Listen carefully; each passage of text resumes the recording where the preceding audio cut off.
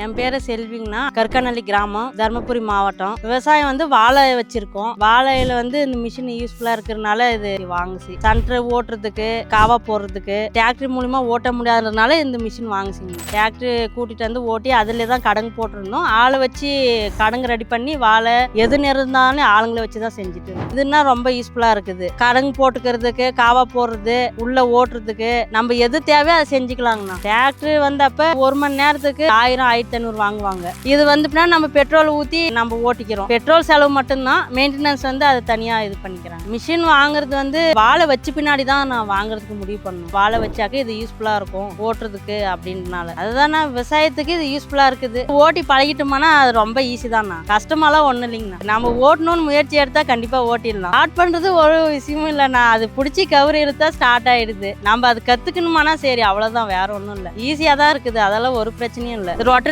வச்சு நம்ம கொத்துறதுக்கு பதிலாக இதுலேயே பிளேடை கழட்டிட்டு அதிலே ஓட்டி நம்ம மண் சேர்த்திக்கலாம். இது வரப்பு போடுறதுக்கும் யூஸ்ஃபுல்லா இருக்குங்க. வரப்பு காவா இழுக்கிறது, நம்ம திட்டு போடுறது எல்லாத்துக்கும் யூஸ்ஃபுல்லா இருக்கு. அதுக்கு இது கொடுத்துருக்காங்க, காவா போடுறதுக்கெல்லாம் பிளேடு. மாங்காய் செடி சுத்தி ஓட்டி இருக்கோம்னா சின்ன சின்ன இடத்துல எல்லாம் யூஸ்ஃபுல்லா இருக்குண்ணா. நிறைய நம்ம டிராக்டர் தூரம் முடியாது, ஆள் போக முடியாது, ஓரளவுக்கு ஒரு சின்ன சந்து இருந்தா கூட நம்ம ஓட்டிக்கலாம். கஜா பவர் கம்பெனி நல்லா இருக்கு, எந்த பிரச்சனையும் இல்லை. சின்ன ப்ராப்ளம்னா உடனே வந்துடுறாங்க. பயனுள்ளது தான், நம்பி எடுக்கலாம். விவசாயத்துக்கு பயனுள்ளது தான் அந்த மிஷின், கஜா மிஷின். எந்த பிரச்சனையும் இல்லை, நம்பிக்கையா எடுக்கலாம்.